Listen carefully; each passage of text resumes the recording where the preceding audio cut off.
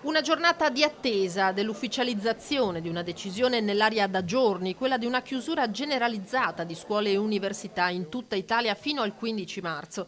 Notizia che rimbalza da una chat all'altra di genitori e che i sindaci della Marca Trevigiana commentano con la prudenza dovuta a un provvedimento che sanno pesare sulle famiglie. Ci stiamo confrontando appunto con il prefetto, che chiaramente sulla quale abbiamo chiesto delle spiegazioni rispetto a questo, e man mano che avremo da lei delle spiegazioni rispetto a quella che sarà la procedura, poi ci adegueremo a quella che sarà la volontà. Chiaramente sono decisioni che appunto ci pervengono da parte dello Stato centrale. Si parla di smart working, si parla di scuola online, per cui sarà un problema anche attivarci per questo, soprattutto per lo smart working rispetto agli edifici pubblici. Sono decisioni ministeriali, non possiamo non obbedire a quello che ci viene imposto.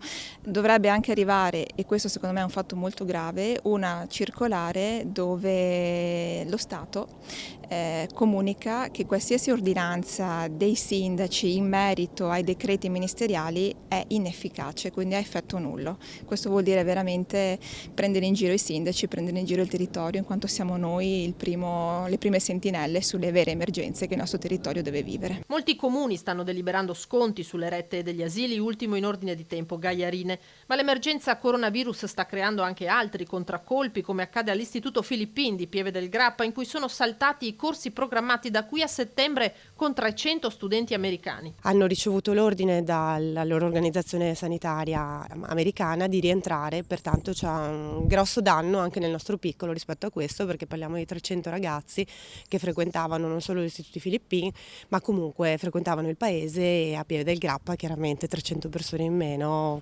creano un danno a tutte le attività economiche.